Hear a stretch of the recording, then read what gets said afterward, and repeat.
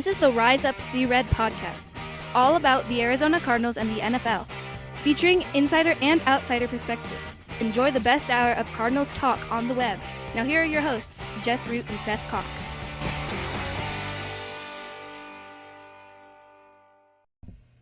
Hello, Arizona Cardinals fans, and welcome to the latest edition of the Rise Up See Red podcast. This is episode 246, and I'm your host, Jess Root, from cardswire.com, the Arizona Cardinals site from the USA Today Wire site of the NFL Wire sites. And my co-host, as always, is Seth Cox from RevengeOfTheBirds.com, SB Nation's NFL site as well, covering the Arizona Cardinals.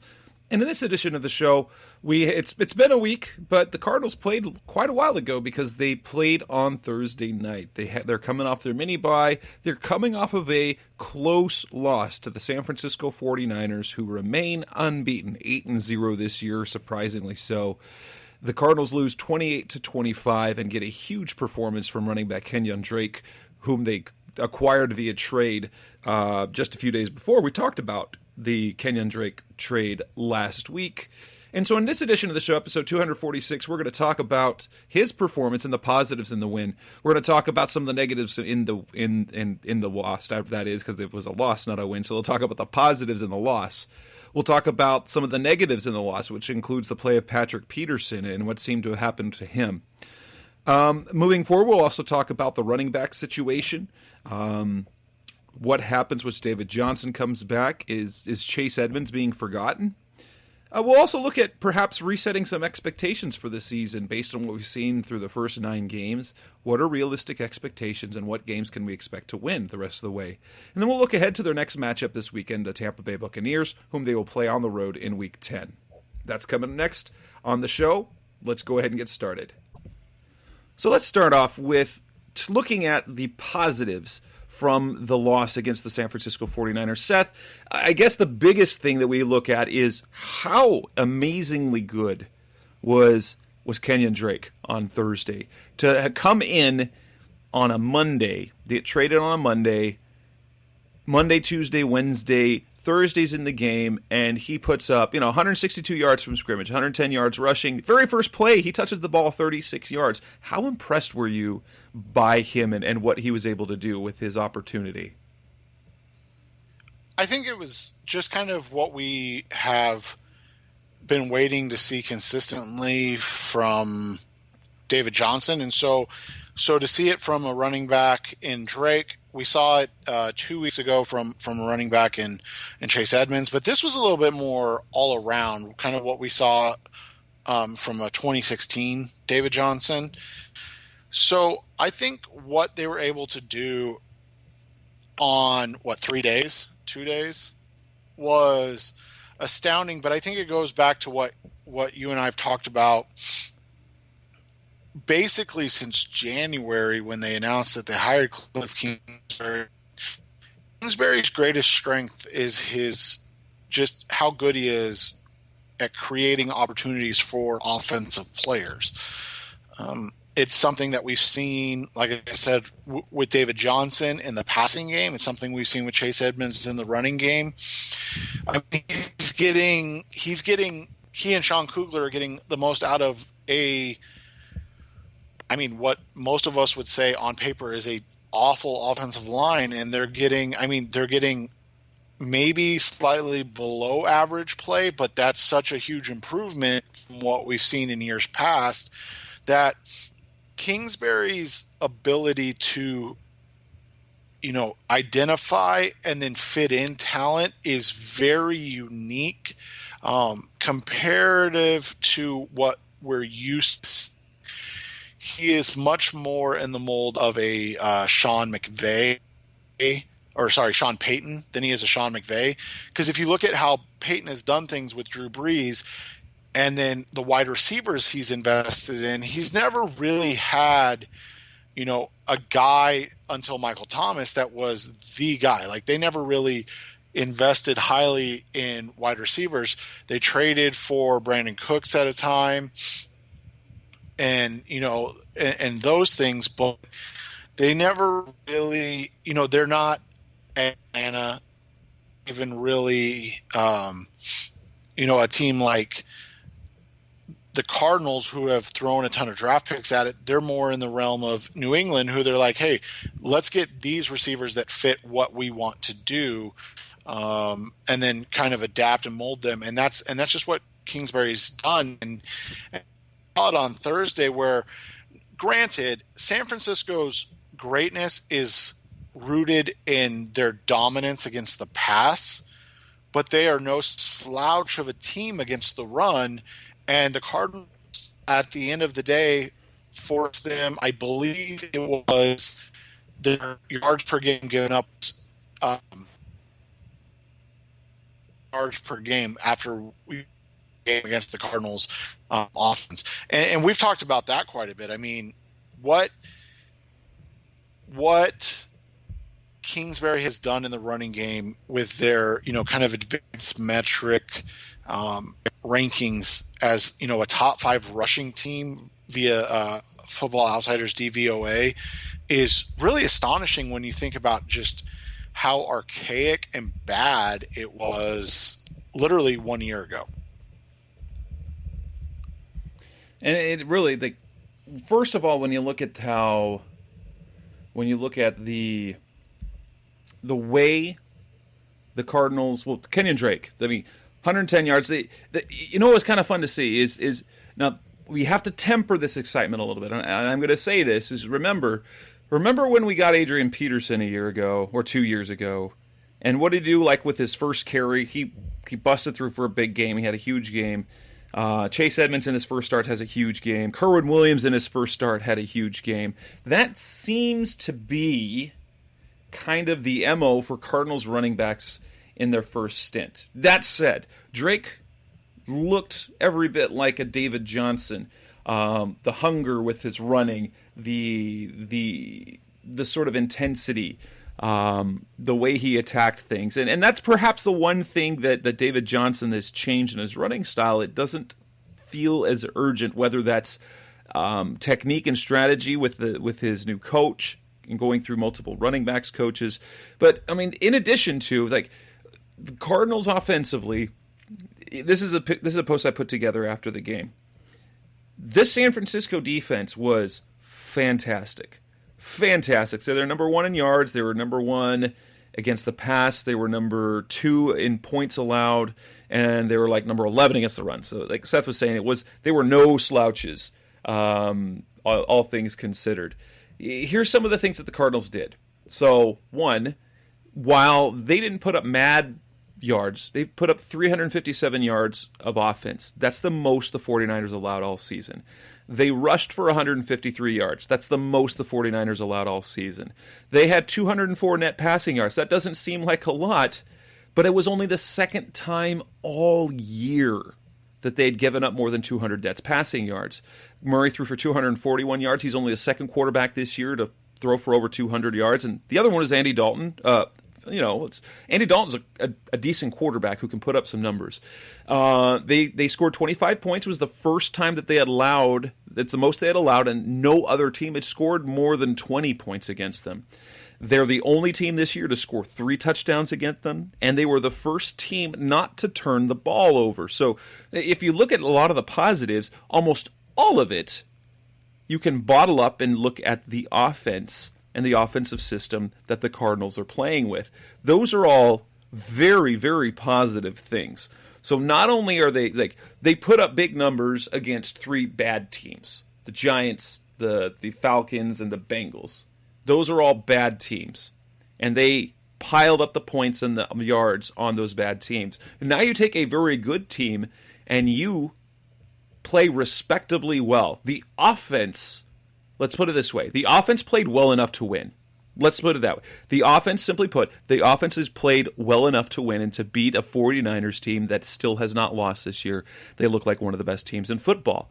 And so that you take that and you're like, wow. And they're still not getting any sort of real production from their receivers. That's the amazing thing. And this offense has gone from a receiver-centric system, and Kingsbury has adjusted, and it now is running back centric. It's running centric. It's the run rate or the ground rate or whatever you want to call it. And you and I have had conversations with Blake, one of your guys from your side who has the other podcast, the Revenge of the Birds podcast, and he has long compared Kingsbury in terms of his innovation in the running game to be more Kyle Shanahan than Sean McVay. As we've seen, if you look at the career of Shanahan, he has evolved as a play caller. He's had to do different things offensively in almost every stop. Washington, Atlanta, and now San Francisco. He's shown innovation and success in a number of different ways, and it looks like Kingsbury is that guy, and it's exciting to see because clearly the strength right now of this offense is the talent is more in the running back position than at the receiver position. Yeah, and that's kind of the crux of the issue right now is that when you look at where the talent lies on this team, it's at the quarterback position, obviously, but it's also with the running backs. And so you have to mold your team into what you have as opposed to what you want it to be. And I think that's the difference between good coaches and great coaches. Good coaches have a scheme that they can get players to buy into and work with. Great coaches are ever evolving and changing their schemes, whether it be week to week or year to year. And it's something that we've seen. And when I say all this, I'm not putting Cliff Kingsbury on this level. So I don't want anybody to think that, because at the end of the day, the bottom line is always winning is the only thing that matters. But when you look at a guy like Bill Belichick, for 20 years, what he's done in New England, and you kind of look at, at first it was defense running the football, sprinkling in Tom Brady, and then it was this all-out aerial assault where they ran the ball well enough, they got enough stops on defense, but they could score from anywhere on the field at any time, to kind of this. I mean, he brought into vogue the two tight end sets until, one of those tight ends decided that murdering people was better than playing football.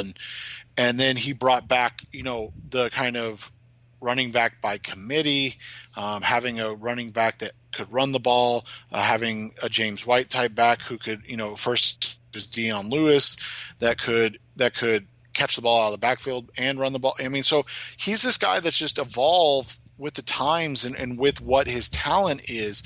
Now, having Tom Brady really allows you to evolve. And again, Cliff and Kyler are nowhere near that. However, in this system, you can see that Cliff goes, hey, right now, this is what we need you to do, Kyler. He's protecting the football. He's being asked to keep the offense on time and in rhythm so that they have manageable situations. Even in that game, even in the game on Thursday night where you're like, man, they're just not good enough to compete with San Francisco. All they needed was one stop to get the ball back to, at worst, tie it and potentially win the game. And it just came down to the defense isn't there yet, something we've talked about quite a bit. But offensively, you laid out the numbers. They did more than enough to win the game, and they gave their defense enough opportunities to win the game. So while Cliff has had mistakes with time management, timeouts, things of that nature, his game planning and preparedness is probably the best I've seen out of any Cardinals coach, and that includes Bruce Arians, and that's not a shot at Bruce, but Bruce came in with an identity. This is who Bruce Arians is, and this is what we're going to do. And it took 8 games in 2013 for the team to buy in, and then they bought in and they had this, fantastic 2.5-year run from there. Even dealing with monumental injuries to their best, player on offense in Carson Palmer in 2014, to their best, the heart and soul of their defense in 2015, Tyrann Mathieu. So all of those things, kind of went against them. They had this good 2.5-year run, but that's why it was not sustainable for Arians, because once you start to lose the chess pieces, you have to be able to adapt, and that's not who Bruce Arians is. And we're seeing it in Tampa right now a little bit, where there's this struggle because the offense is producing at a very good rate, but in Bruce Arians fashion, he takes a lot of chances, which puts his quarterback in a lot of situations to turn the ball over. Jameis Winston has done that and then more. And so when you're asking your quarterback to, hey, we need you to get these deep routes, we need you to throw these down the field type things, you see what happens. And then tying that back into Cliff and Kyler, what happens with Cliff and Kyler, they came in with a different idea, and we all know that. They thought they were going to spread it out, they were going to go 4 wide, they were going to throw the ball around the field like it was college, and then they started to realize, crap, our receivers aren't great. You know who is great? Johnson. You get a matchup with him on a linebacker or a safety, that's a win. You know who else is really good? Chase Edmonds. Chase Edmonds can run the ball really well. So all of that factors in, and now all of a sudden you bring in a Kenyan Drake who does the same thing. It's similar to, he's kind of that hybrid between what David Johnson is now and what Chase Edmonds is now, and all of a sudden you've got a back that can, on 3 days, study, go out and put up 160 total yards of offense.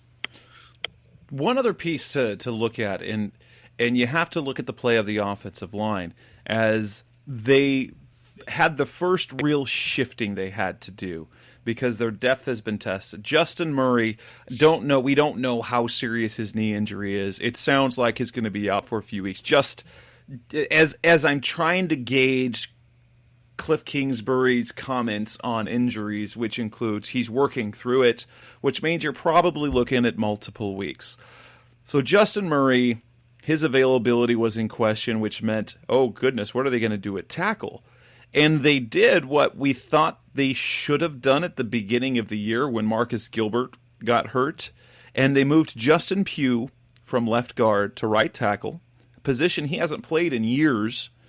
It's not his strongest position, and then they put in Mason Cole, and it's, you might say, this perhaps is the best offensive line. Perhaps. You have to decide whether Justin Pugh's better at right tackle than Justin Murray, or if he's enough better than the potential downgrade from Pugh to Mason Cole at left guard, because Pugh's been pretty all right. Actually, the interior of the line's been solid, but you look at this line, which apparently now is a top 10 line in the NFL. If you look at some of the analytics, just they continue to, one, be durable except for that right tackle position, and two, they're being cohesive, doing things we never thought we'd see them do. Yeah, and it's interesting because a lot of that gets attributed to Kugler, and I think he does deserve credit for what he's done. I think he's, helped the offensive line quite a bit. But again, I go back to, and I know he's a hot commodity, so he's well respected around the NFL. But the people I talked to in Denver weren't exactly broken to see him go. Now, maybe that was they got Mike Munchak, blah, blah, blah. But it wasn't like, oh, my gosh, I can't believe we are going to have to absorb that loss. So when you look at it, you just kind of see that Cliff's scheme it puts players on the offensive line into a position to be successful, because it's asking them to kind of get downhill on blocks, which, I would say probably 75, if not greater, % of linemen prefer in run blocking. And then they're using the short passing game to really negate a pass rush as much as possible. And then you see Murray too, being able to find ways to bail out his offensive line at times too. So that's kind of where you're seeing the growth at, is that Cliff is scheming, hey, let's get the ball out, catch the ball, get the ball out quick, in under 3 seconds, under 2.5 really. And then on the flip side, when there are breakdowns, Murray's able to escape.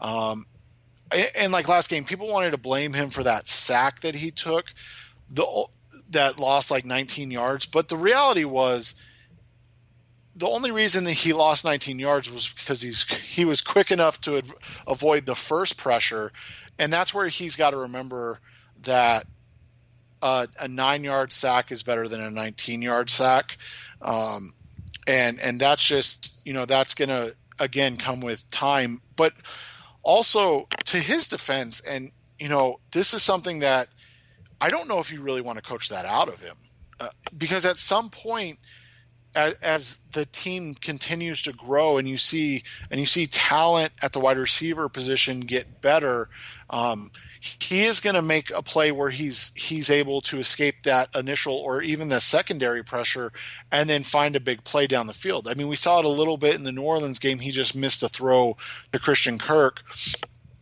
but I think coaching that out of him could be a detriment as much as it could be a detriment to his long-term ability as much as it would be as a help to his short-term success. Coming up next on the Rise Up See Red podcast, let's move on and talk about some of the negatives. We got Patrick Peterson. We got some questionable decisions by Cliff Kingsbury. That's coming up next on Rise Up See Red. We're back on the Rise Up See Red podcast, the best hour of Cardinals talk on the web, and we now come back and kind of circle around to the things that didn't go so well. There were two, obviously, the negatives have to do with the defensive side of the ball, and namely, the two things that stand out are, one, some decisions by Cliff Kingsbury, and then also the play of Patrick Peterson. How egregious was Peterson's effort / performance for you in that game? I went back and forth for a while on it, and I just ended up being disheartened by the fact that there were plays where it looked like he quit. And to me, that is the worst thing you can do as a player, is look like you're not trying for your team. And I thought, and I don't know how you feel, but I thought we saw that several times in this game, including against the run a couple times. So to me, his effort was not what you expect from a guy that is in his 9th season that's been an All-Pro. You wouldn't expect that type of effort, and you wouldn't accept that type of effort from a rookie or something of that nature. So if you shouldn't accept that effort from a guy that is supposed to be one of the what's the word I'm looking for? Leaders of this team. As the more of that, and I've listed up Cliff Kingsbury. Kingsbury was very. There's the joke. Kingsbury defended Peterson the way that Peterson should have defended the receivers against San Francisco. So there's that. Ha ha ha. After the game, Kingsbury was not critical of him. He said, he's getting back into game shape. It was a short week. He's still in a new system. I kind of I buy that to an extent. And maybe the expectations that we as fans have had of him are his fault. Not because of his previous play, but because of what he said in the time leading up to his suspension. He said he was going to, he'd be working out in game shape. He kind of detailed how he did that. So he'd go out in the football field and rep game reps. Obviously, he wasn't going to be getting the physical play with the tackle and things like that. So he said he'd come back and play 10 games of the best player of his career. When the reality is, so he set himself up to disappoint if, in fact, he still has a couple of questions, that he still has a little bit of a few things that he doesn't know in the defense, because it is a new defensive scheme, and he wasn't allowed to study. So that's the other part to the suspension. He wasn't allowed to even have an iPad from the team with the playbook loaded, or he couldn't have any contact with the team. He had to turn in his all the team gear, all the team materials, and so he was blind. He came in blind, and it was based on it. And out on top of that, he missed a lot of the voluntary workouts in the offseason where they were repping things. So he got reps during the preseason, but he missed a lot of time. So what Kingsbury said is absolutely right. He is completely on point in saying, well, we do have to realize that he was coming off his couch 3 weeks ago. He hasn't been in playing shape. On top of that, it was a short week. I buy all that. But part of that is Peterson's fault. That said, I feel that while Peterson's effort, and if you look at over the course of his career, he has had those moments where he's bailed on things. Like the Pettis touchdown, he made a mistake early. There was a misstep, and he was supposed to take him early, and he didn't. And once he was beat, he was beat. And now, obviously, it wasn't going to change anything. He wasn't going to catch up with Pettis on the touchdown, but his body language was bad. We said it a couple of times. Now, I don't blame all the problems on him, because guess what? It seems like Vance Joseph is still not willing to actually do what he said that he was going to have, that they were going to be a press man defense that generates pressure. And what we just have not seen much man coverage, just having Peterson line up man-to-man on those guys, and even to a little bit of detriment, when they've slid him inside into the slot a few times. That's actually not ideal. I mean, you want him to travel, but the problem is when you move Peterson inside, you cause problems schematically for the rest of the defense. So some of his issues, okay, Peterson, he's got some things and he set himself up for some failure. I expect he bounced back, but the problem, like the main thing for me, the fact that he wasn't able to bounce back physically as well in 3 days on that short week, are we starting to see the downhill? Not that is going to be bad, but on short weeks, it's like, if there's ever any sort of downtime that he has again, we might see a stinker or two like this. But I'm going to put a lot of the blame is Vance Joseph's scheme is just, what is he doing right now? What is he doing? That's what my biggest question is, and why when people say, hey, fire Vance, I don't necessarily defend Joseph, because I don't understand or know what he's doing. You get what I'm saying? So for the first 6 weeks of the season, you kind of get it. He's sort of protecting his defense as a whole. But now that you've got Patrick back, what are you doing? Right, and so you are able to kind of be like, okay, I get that there are some talent issues on this team. However, now that you have Patrick back, who's supposed to be one of the top corners in the NFL, why are we not seeing a greater response and better outcomes? And so that is why, while it's still early and I'm still willing to continue to give him the benefit of the doubt, I'm also really watching what Vance does these last 7 games, because this is as much of a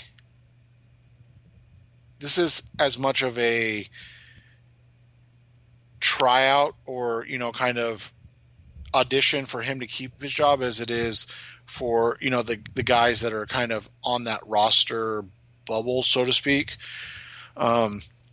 heading into next year, to, staying with the Cardinals. And so that's my Joseph take. Here's my very limited Peterson take, and I'm just speculating. I'm wondering. I have no inside information. The way he's played thus far coming off of a PED suspension does make you wonder / have concern that maybe he has dabbled before in PEDs, or he knew something was going on that was leading towards his decline and thus started to take the PEDs. Those are, again, my hypotheses. I'm not saying that's what is happening or did happen. That is just my guess on the entire situation. Well, and it's a completely fair question. When you come back from a PED suspension and your play is less than stellar, it raises the question. When it's dropped off as drastically as it has for them, you're like, or did for he him, need it? Right? Like, that's what the concern becomes more than anything, because then you look at it and you go, "Oh, there is an issue," right? So, and then you're like, "Oh, I kind of understand why he started taking them," or worse, has he been on them for a longer time and then just finally got caught the first time? So those are, I mean, and like I said, I'm not saying either of those things are accurate. It just, that makes your mind goes to those places when you see what his performance has looked like. And I think the final kind of thing is Deion Sanders tweeted out that the Cardinals needed to do the right thing and trade him. When you go back and look at Deion's history, I'm not saying he speaks for Patrick, but I am saying that he is a guy that speaks some of what he's probably heard from Patrick. And that makes me think that I hate saying this, could there possibly be this, F you didn't trade me, I wanted out. I tried to make everything right publicly with the team, and you promised me to do something, about it, and I'm still here, so this is what you're going to get from me effort-wise. I think that's if his effort continues to lack, not necessarily that he's getting beat, but that you're seeing him quit on plays, entire plays, I think that's where you start to scratch your head if there's a deeper thing going on than just, he's strictly regressing, which is what I think you and I would hope it is, but we're also not completely naive to the fact that it may not be. Now, one other thing that I kind of want to talk about, and this is, I want to get your take, and it's a few days removed, but Cliff Kingsbury was criticized for some decisions that he made, two in particular that kind of stood out. One was at the end of the half, he calls a timeout. Basically, he ices his own team, and the Cardinals get this out. San Francisco, 4 seconds left on the clock. They decide on 4th and goal at the 1, instead of kicking the field goal, they decide to go for it and go for the touchdown. They run a play, it's a run play, and it's stuffed, but Kingsbury called timeout, and so the stuff doesn't count, and they get to replay it, and they score a touchdown.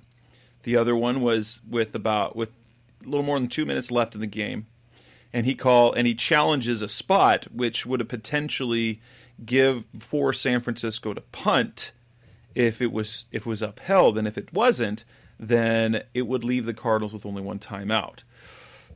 What were your takes on those particular two decisions? How terrible were those decisions in your book?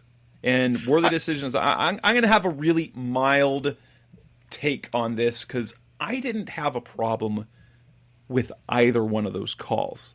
I think, and personally, my take is, I think everyone's upset, everyone's anger towards Kingsbury's decision is not about the actual decision, but about the results. Yeah, and that's the thing. I don't think his decision's wrong. It was like the 4th down call in New Orleans. You and I both agreed with the go. We just didn't like the play. So, I don't think that there was anything wrong. They were going to call timeout no matter what. They were going to, he called it a vanity timeout. They wanted to see what formation San Francisco came out in. And I think that's kind of what happened there. And he just called it too late. And right. If he had called it 2 seconds earlier, nobody complaining. Cares. Right. The reason it worked was they had Hassan Reddick in the right spot. I mean, let's be honest, Reddick was there to cover back out in that situation, which just happened to be Emmanuel Sanders. It's just that despite the fact that everything that we were billed on Reddick about, his athleticism and coverage ability and yada, yada, yada, he doesn't actually do any of that well. He's a step slow in reaction. Right. And so literally if he just knows to look, to stick his arms out or make any type of play on the ball, he either knocks it down or he picks it off and is running. If he scores, that's another conversation, but he's running it back for a potential pick six. I mean, he was literally in position. They just, if he's 1 foot over to the right, it hits him in the back, or Sanders is not covered. He just took a horrible angle on his coverage, and it just worked for them. And then I've already tweeted out my thoughts on this challenge, and people can disagree with me all they want, but I'm right. and so Kingsbury knew without a shadow of a doubt they were not going to stop them on a third down play. They just weren't going to stop them. So that puts you at fourth, and even if it's a half a foot, you still force San Francisco to make a decision. You force San Francisco to say, do we really go for this? And then give them a, 2-play drive where they're in range to tie it? Or do we punt this ball and give the ball back to a quarterback that works best in this frenetic, kind of up-tempo pace? And I thought at that point it was the right play. I mean, hell, they got him in 3rd and long again, and they just didn't get a stop. Correct. So and they ultimately, for me, it's not like. Go ahead. Oh no, I was going to say. So it's not like the timeout cost them the game because they got them in 3rd and long again and just couldn't get a stop. Right. It would have been another thing because the challenge didn't affect anything because they never made a stop. Had they made a stop and then they ended up running out of time, then you go, okay, that might not have been, but they still had to get a stop and they didn't do it. And the truth of the matter is 2 timeouts, 1 timeout, you could go either way. You can still make do with that with the way you manage getting out of bounds or clocking the ball. And so there were ways around that. There was more, especially since he had the view, it looked like it was short. Now, challenging spots is almost foolish every single time, but in that case, there was no real downside in many ways. And so I had no problem. Honestly, I didn't have any problem with either decision. And I think most of the people, in fact, like we've seen, if Kingsbury is successful on those, or if he calls timeout 2 seconds earlier on the stuff, that stuff never happens and no one ever questions it because that's common among coaches. If they make the first down in New Orleans, then no one's criticizing them. They're calling him innovative and risky and gutsy and things like that. So it's really about the results and you're gonna fail on some calls. It's happened before. Bruce Arians went for it on 4th down late early and deep in his territory against the Houston Texans a couple years ago. Then regretted the play call and then doubled down saying, hey, no, the play was there. And so we've seen Bruce Arians do the same thing. I have no problem with it. Coming next on the Rise Up Sea Red podcast, we're going to move on from the game. We're actually talk about, well, guess what's going to happen? What happens now with David Johnson and Kenyan Drake in the backfield? And Is Chase Edmonds suddenly kind of getting pushed out of the conversation?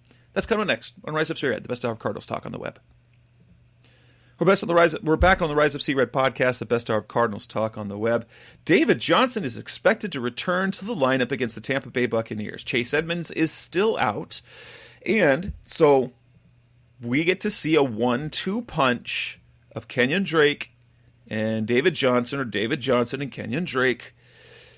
And it's funny because the comments that Kingsbury made talked about having two very talented, two dynamic backs, and it almost felt like, in one sense, it felt like he'd sort of already forgotten about Chase Edmonds, or you get, as much as they like Chase Edmonds and the efforts that he's done, they don't really believe in him as a long-term, full-time guy. And so you get Johnson and Drake, so it feels like he just, those are two guys, and then Chase is the other guy. Now, I'm going to say for the record that I think what his comments were talking about was simply leaving Chase out of the conversation because he's still weeks away.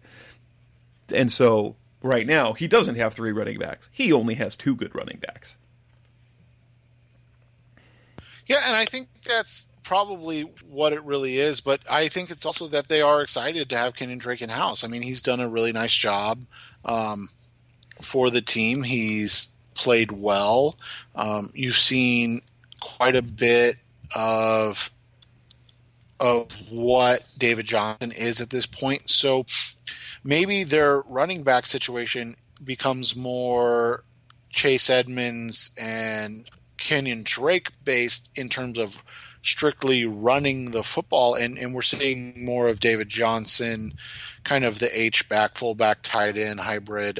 We're seeing more David Johnson in flexed out into routes more to take advantage of where he is still dominating matchups.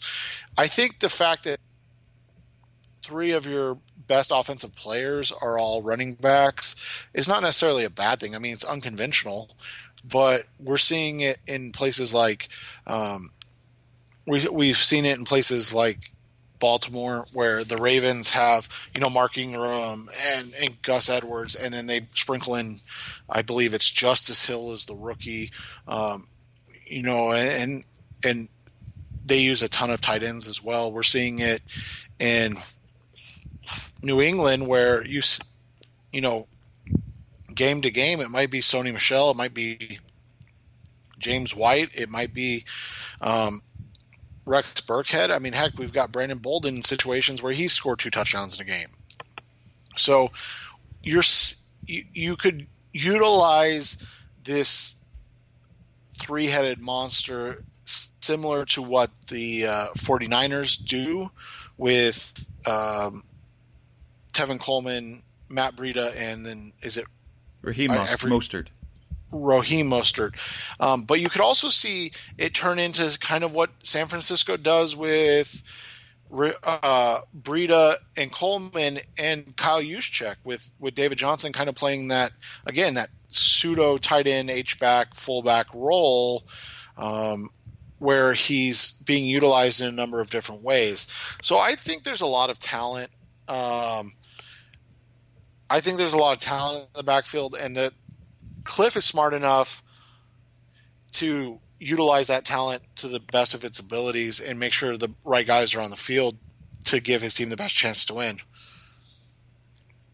Now, what I'm interested to see is how much, and I think this will be really what defines Kingsbury as a guy that adjusts and is flexible.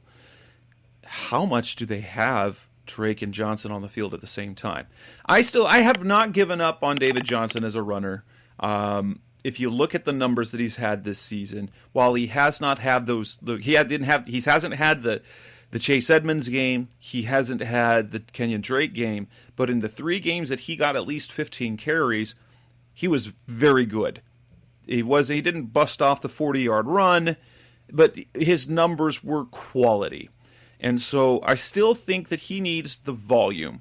Now, if they're going to work this in, I think it would be, if you build this offense around the two of them right now, and kind of Christian Kirk and Larry Fitzgerald fit in, I think that in a perfect setting, I think David Johnson, who still makes this offense, with him and Drake, you have guys that create mismatches and can win battles. You give David Johnson 15 carries, you give Kenyan Drake 10, 12 carries, and then you're giving them, each of them, 5 or 6 targets in the passing game.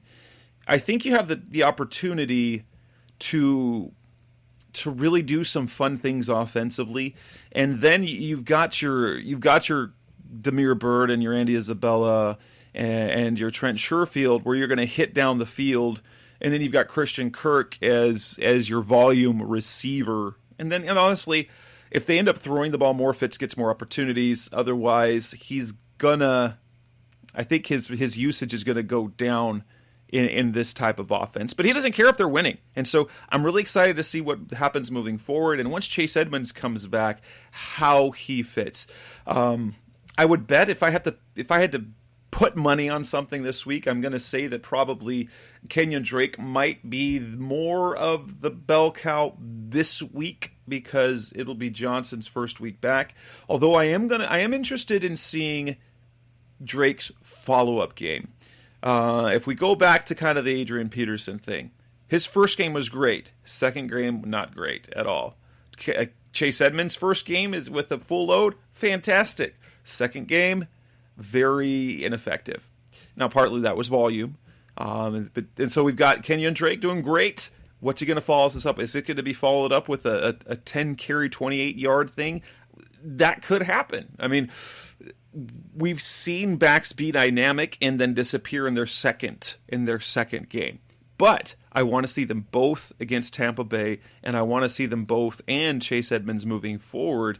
And if this becomes a San Francisco, Baltimore Ravens type offense, well, let's do it, because the Cardinals obviously are putting up points when they run the ball more. This offense is better when they run the ball, and it's so whatever the concepts were initially, the running game is kind of what drives this offense right now.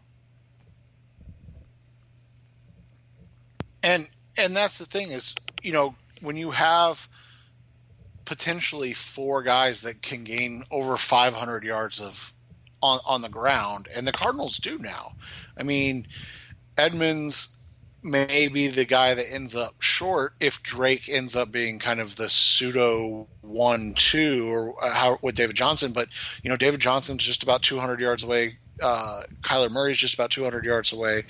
And then, like I said, Drake or Chase Edmonds. But if they end up with 4 guys over 400 or close to 500 yards, that's going to be, impressive, because that's a team that has balance, that has a number of weapons they can use. And then Kyler's still going to throw for over 4,000 yards. So you're talking about potentially having over, 6,000 yards of offense. And that's just saying they all get right to, 500 yards. And so if you end up with, over, close to 7,000 yards of offense, that'll be a huge growth from last year, because we're already seeing the growth in terms of, touchdowns scored, points per game, time of possession.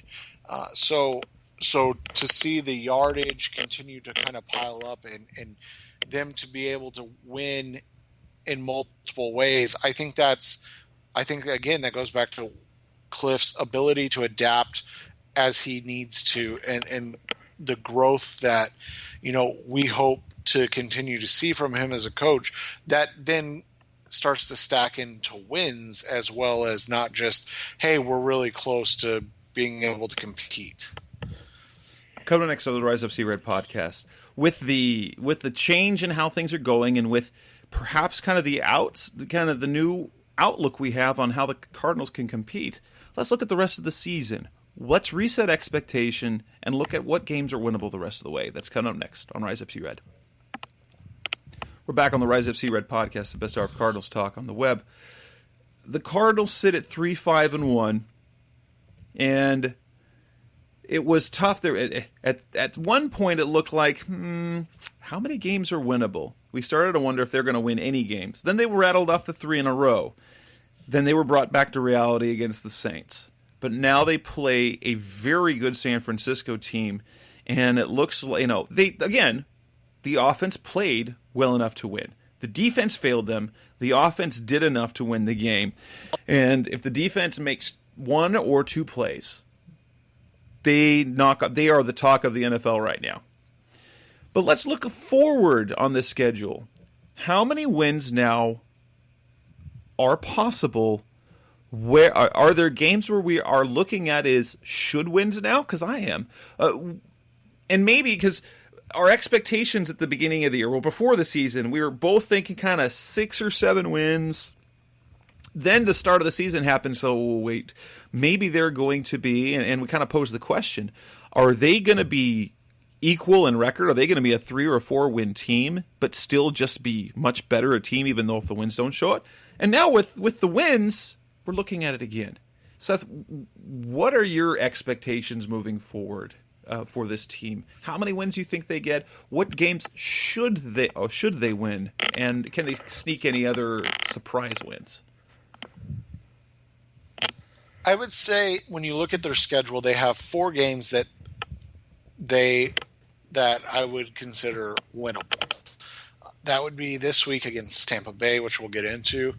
That would be then the game against the LA Rams in Arizona, and then the next 2 games after that, the Cleveland and Pittsburgh game. I don't know if I got those backwards, but I might have, but So those 4 games I would say are winnable, which sets you up right around 7, which is where I kind of had them at the beginning of the season. Now, I'm not saying they're going to win all those games because that would be impressive to see this team finish 7-8-1 with how bad their defense is and how bad their offense has struggled to score when in the red zone. When you look at other games, San Francisco, and San Francisco, the 3 road games left are San Francisco, and then in LA and Seattle. They're all division. They're all division games. Those are tough calls. Yeah, so those are all games where you don't expect a win just because I've written about this on Revenge of the Birds quite a bit. The best conference in the NFL is the NFC West.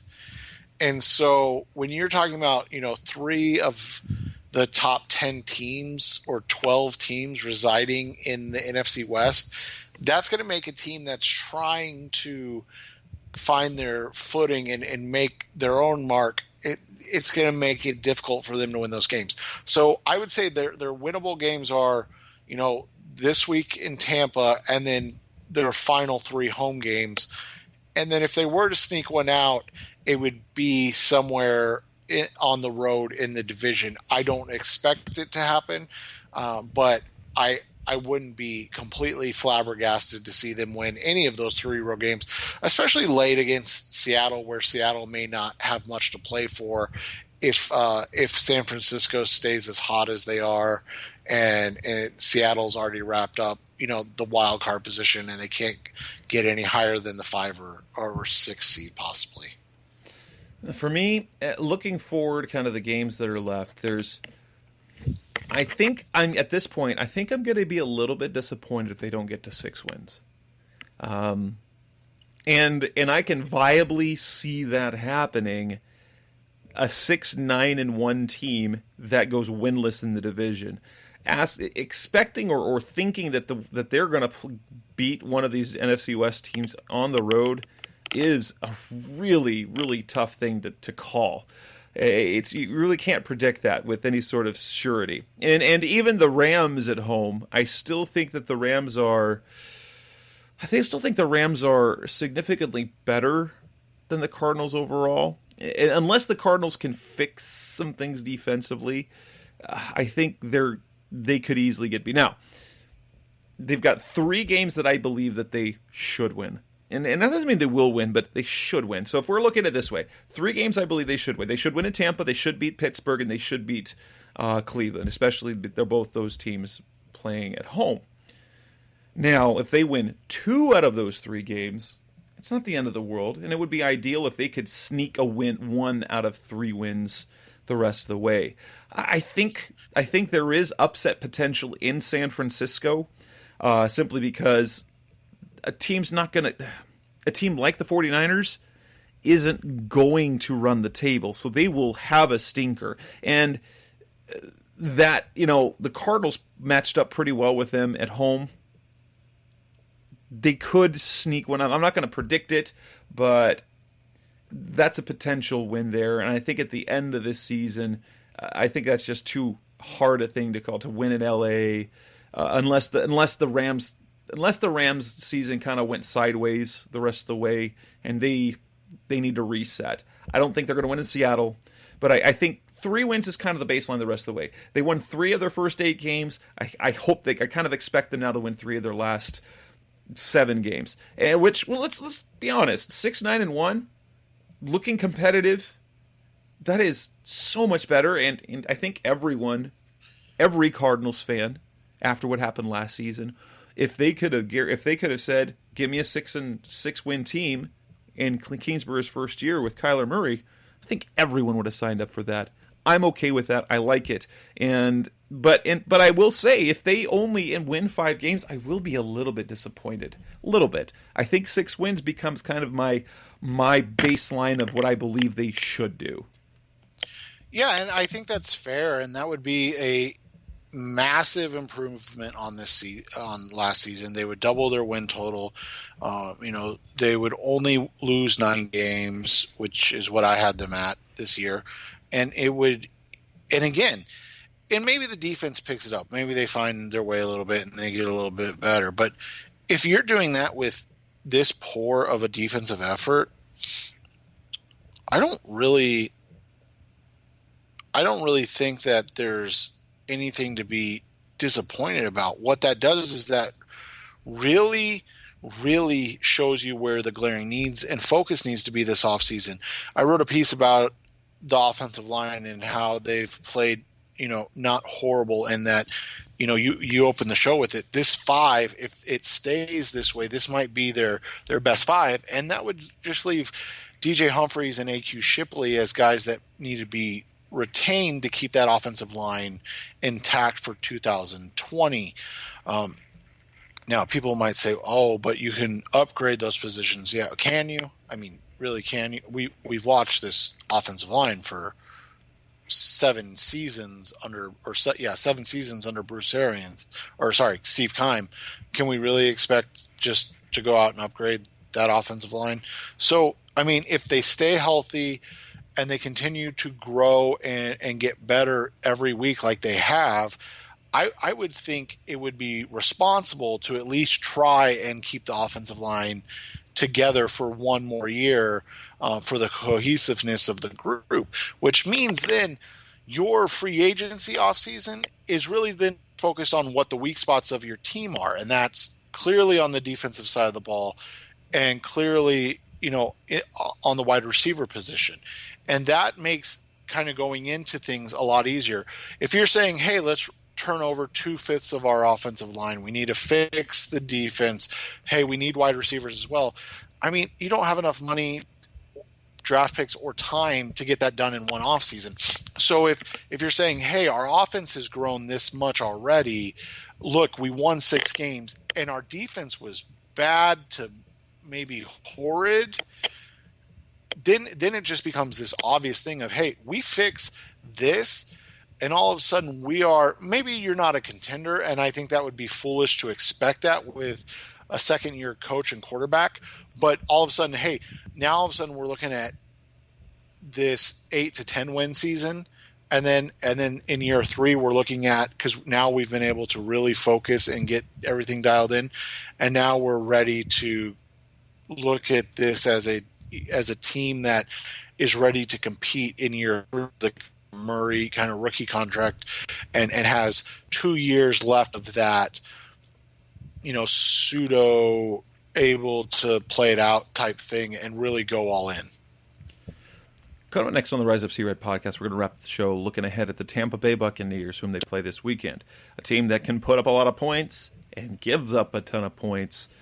What can we look forward to in this matchup and the reunion with Bruce Arians and a whole bunch of coaches and a whole bunch of players? That's coming up next on Rise Up Sea Red. We're back on the Rise Up Sea Red podcast, the best hour of Cardinals talk on the web. Cardinals head to Tampa, Florida this weekend.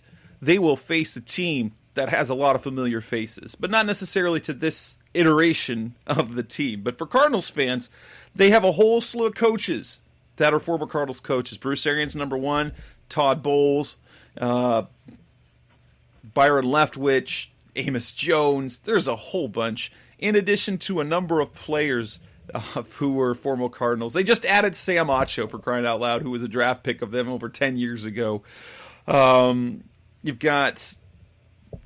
You've got a bunch of guys on that roster that are familiar. Tampa is an interesting case because they have one of the most prolific offenses in terms of points, but they turn the ball over like mad, and they cannot stop a soul. This game could be and should be kind of like those games that the Cardinals had against in their 3-game winning streak. Tampa's not a good team, but they're dangerous. Where are the matchups that obviously that Tampa has the advantage?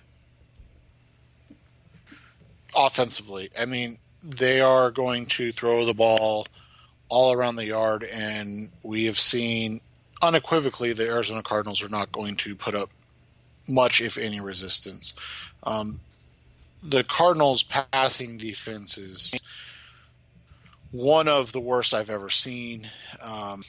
They're third to last in yards, or they've given up the third most yards on the season. They've given up the second most touchdowns. They have the least amount of takeaways. It is a all-around pathetic effort outside of Chandler Jones' respectable sack numbers. That is going to be a problem when you look at what Jameis Winston has done. I talked about it the other day on the site. You know, Winston, through his first 8 games under Bruce Arians, is putting up better numbers than what Carson Palmer did outside of completion percentage under Arians. I mean, he's thrown 16 touchdowns this season. He's on pace to throw 32 touchdowns. Now, he is on pace to throw 24 interceptions, but we all know that comes with the territory of the Bruce Arians offense. Now, he's being sacked more than he ever has in his career. He's actually only 5 away from tying his career high in sacks taken, which is, absurd to think about that. But again, Bruce Arians' offense, and he fumbles the ball a lot. I mean, a lot. And so when you look at it, you have an offense in Tampa Bay that is just going to be able to throw the ball around. They have a fantastic duo of wide receivers in both Mike Evans and Chris Godwin. So, I mean, Evans is on pace for 1,700 yards, 100 catches, 1,700 yards, and 14 touchdowns. I mean, his yardage production is basically double the top Cardinals receiver in Larry Fitzgerald. Running the ball, they're fine. I mean, they're not bad, but they are a team that's going to throw the ball all over the field, and I would wager they're going to do it successfully because that's who Bruce Arians is as a play caller. They're 6th in pass attempts and 7th in yards, which means they're very I wouldn't say efficient, but they're very good at throwing the football, and they do it effectively. And then they're not terrible running the ball, and they do, and then when you talk about the other side of it, they are great against the run. I mean, they're still the number 1 ranked team in terms of yards given up on the ground in rushing. The Cardinals, and specifically Kyler Murray, have to come out and throw the ball well in this game, because if there's one team that is as bad against the pass as the Arizona Cardinals, it is the Tampa Bay Buccaneers. They've allowed the second most yards in the NFL. They've allowed the fifth most touchdowns in the NFL. They have only intercepted the ball 5 times, so they don't force turnovers. They don't defend the pass well. It is a game where we may see 2 quarterbacks throw for over 400 yards and 4+ touchdowns in a game, because that's just what the expectations are. Now, we talk about it, which means we'll probably see a 14-10 type slugfest. But right now, weather-wise, it's clear. There's no rain. There's no wind. In Tampa, scheduled for Sunday, it's supposed to be in the 70s at kickoff. It's going to be prime passing situations, and the Cardinals have to take advantage of how bad the Bucs defense is, just as much as the Bucs are going to attack and take advantage of how bad the Cardinals defense is. So it sounds like what it's going to come down to is potentially this: the Cardinals don't turn the ball over much. The Tampa Bay Bucs turn the ball over a lot. So it will become basically the biggest point of emphasis for the defense is to get the ball away. This is a game where Chandler Jones and Terrell, they need to take the ball away from Jameis Winston a couple of times at least. And that way, they simply take away drives. Right. And this game could mirror the Atlanta game quite a bit, where it may just come down to a team missing a kick, where a team, is unable to block well enough for their quarterback, and they give up a strip sack, or they get an extra point block or miss one. Matt Gay hasn't been great for the kicker for the Tampa Bay Bucs. So I mean, this is definitely a game where it would be more about what team messes it up more than what team stops the other one, because I truthfully don't see either team stopping the other. And that's going to be fun to see. I do hope to see the Cardinals manage to do some damage on the ground. And if they don't do it on the ground, I think they'll be prepared for the running game with the running backs. I want to see Kyler Murray cut it loose. That's the one thing we haven't seen much, except against Cincinnati. He hasn't cut it loose much. I want to see it. I want to see that more. I want that part of the offense to open up. And yes, of course, I want him to be careful, but I want that option used more than it has been this year, because I think it will unlock a little bit more of that offense. That said, if I have to pick how this game is going to go, hit the over. If you're looking at the point, hit the over. There's going to be a lot of points. And let's call this what it's going to be. I think this is going to be a 34-31 Cardinals win. Yeah, and I think the Cardinals can pull this game out. I've not been impressed with Tampa Bay from a defensive perspective, nor have I the Cardinals. So, it's not picking on Tampa in any way. And I think the Cardinals can win this game 38-35. Awesome. So with that, let's wrap up the show. We'll be back again next week to talk about how things went. Hopefully the Cardinals have won their 4th game of the season. This is episode 246 of the Rise Up Sea Red podcast. That's Seth Cox. I'm Jess Root. Thanks for listening. We'll be back again next week. Thanks for listening. Thanks for listening to the latest edition of the Rise Up Sea Red podcast. Listen to previous episodes and subscribe to the show on Apple Podcasts, Stitcher Radio, Audioboom, or many other podcast platforms, so shows are delivered directly to your mobile device. Please give the show a 5-star rating and always support the sponsors who support the show. We'll be back soon for the best hour of Cardinals talk on the web. Rise up, Red Sea, be Red Sea Red, and of course, Rise Up Sea Red.